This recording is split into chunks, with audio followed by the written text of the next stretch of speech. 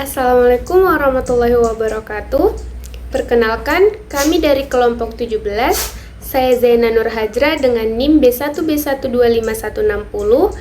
Pada video presentasi kali ini, kami akan memaparkan analisis mendalam mengenai bab sekuritas hibrida dan derivatif yang disusun berdasarkan literatur Principles of Managerial Finance edisi ke-16 edition oleh Zutter dan Smart.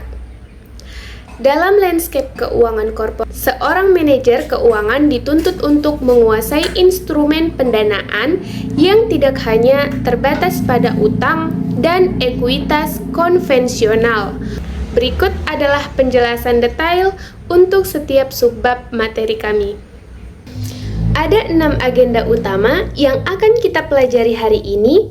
Kita akan mulai dari pemahaman mendasar mengenai sekuritas hibrida, mendalami 3 bentuk utamanya, yaitu leasing, convertibles, dan warrants, hingga masuk ke dunia instrumen derivatif seperti opsi call dan put, serta melihat bagaimana penerapannya dalam kasus nyata.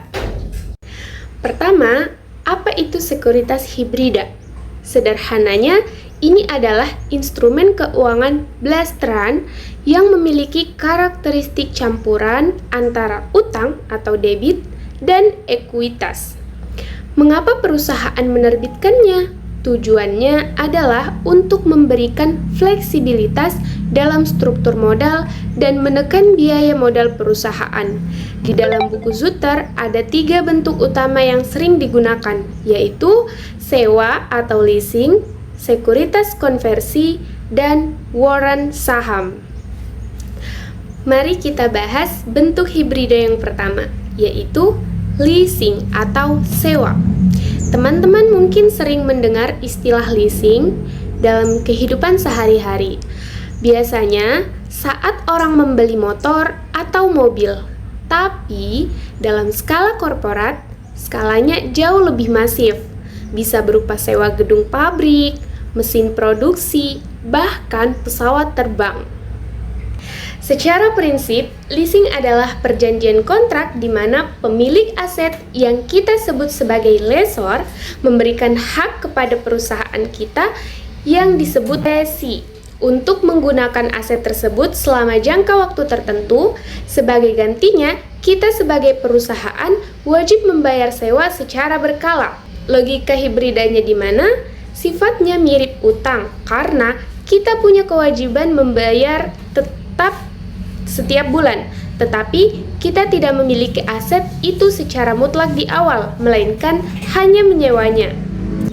Di dalam akuntansi dan manajemen keuangan, tidak semua transaksi sewa itu sama. Zutter membaginya menjadi 2 kategori besar.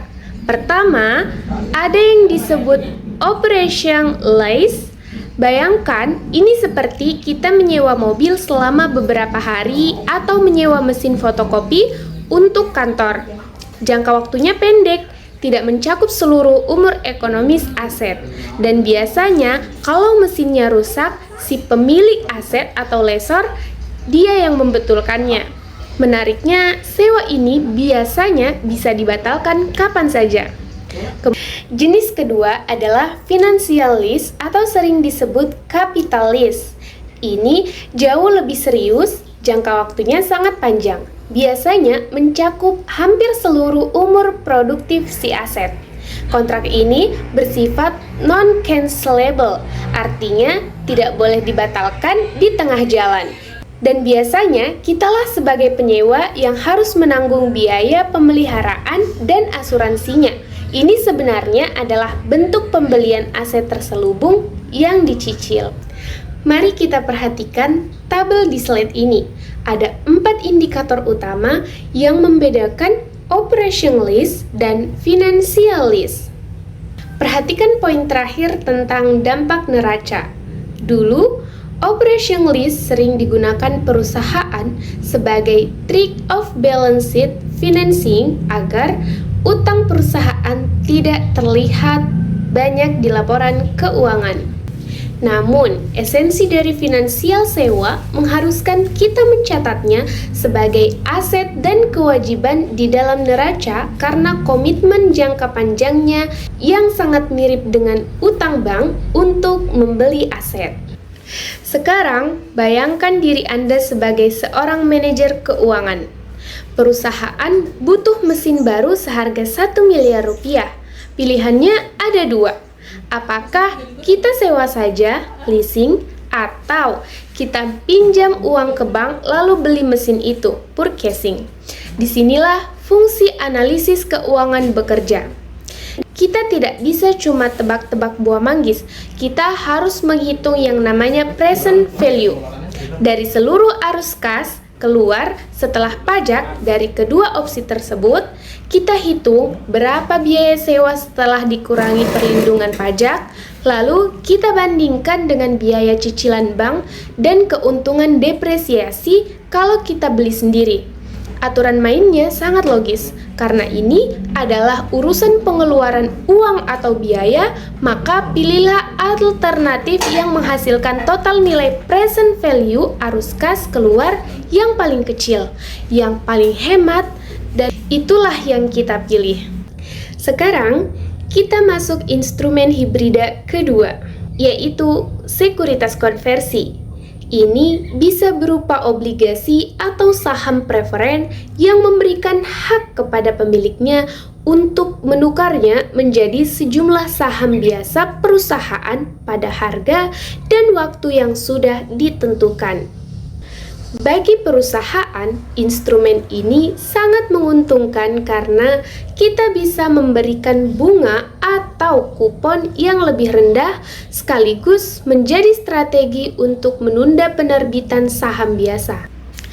Mari kita perhatikan kembali grafik fitur utama sekuritas konversi ini. Di sini ada 3 garis penting yang menjelaskan mengapa instrumen ini disebut hibrida. Garis mendatar di bawah adalah strike bond value. Ini adalah jaringan pengaman bagi investor. Jika harga saham hancur, investasi mereka aman dinilai minimum obligasi ini. Garis diagonal yang naik ke atas adalah conversion value. Nilainya otomatis naik seiring meroketnya harga saham perusahaan di pasar. Kemudian garis melengkung paling atas adalah market value atau harga pasar realnya. Selisih di antara harga pasar dan nilai konversi inilah yang kita sebut sebagai premi konversi. Instrumen hibrida ketiga adalah warrant pembelian saham. Warrant ini mirip seperti kupon hadiah. Dia adalah instrumen yang memberikan hak kepada pemegangnya untuk membeli saham biasa perusahaan pada harga tertentu yang dinamakan strike price dalam jangka waktu yang sudah ditentukan. Warrant ini biasanya tidak dijual sendirian. Perusahaan sering menempelkan warrant ini pada penerbitan obligasi baru sebagai pemanis.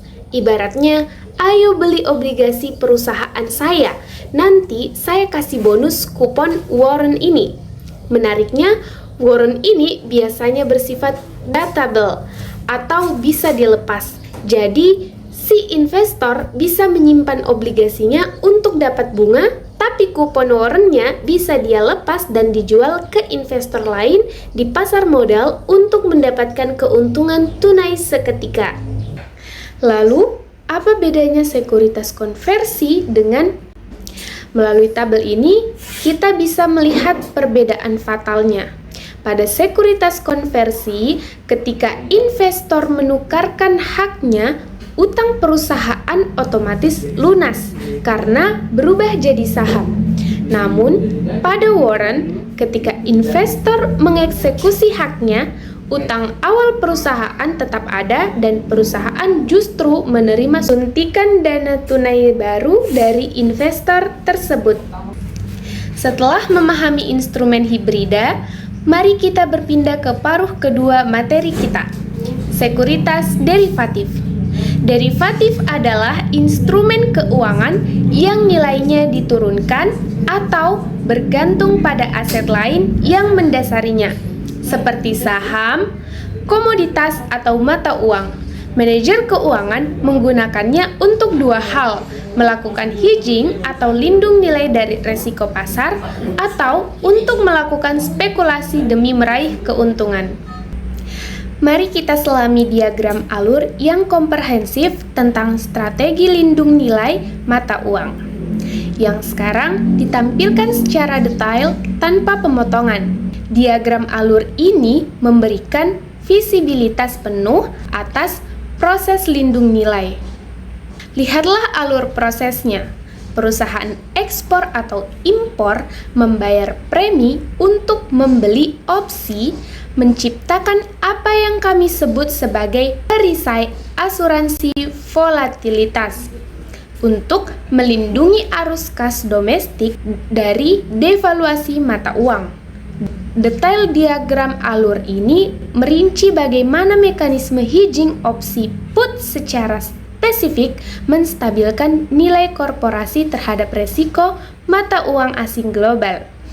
Skenario 1. Rupiah stabil atau menguat atau untung. Jika rupiah tetap kuat atau menguat, opsi put akan diabaikan. Uang premi hangus, tetapi perusahaan tetap untung dari transaksi mata uang normal karena kurs pasar lebih menguntungkan daripada kurs opsi yang dikunci. Skenario 2, rupiah anjlok, melemah, atau rugi. Jika rupiah melemah atau anjlok, opsi put akan dieksekusi atau in the money. Keuntungan dari opsi dengan kurs put yang dikunci lebih tinggi akan mengimbangi kerugian dari transaksi devaluasi, secara efektif menetralisir kerugian. Salah satu jenis derivatif yang paling populer di buku Zutter adalah opsi atau option. Opsi adalah kontrak yang memberikan hak kepada pemegangnya untuk membeli atau menjual aset dasar pada harga tertentu sebelum tanggal kadaluarsa.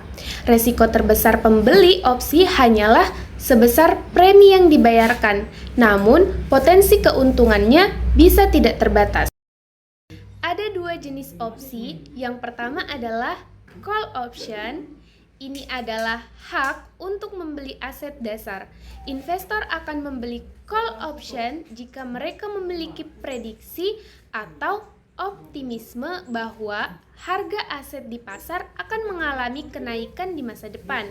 Kebalikannya, jenis kedua adalah put option. Ini adalah hak untuk menjual aset dasar.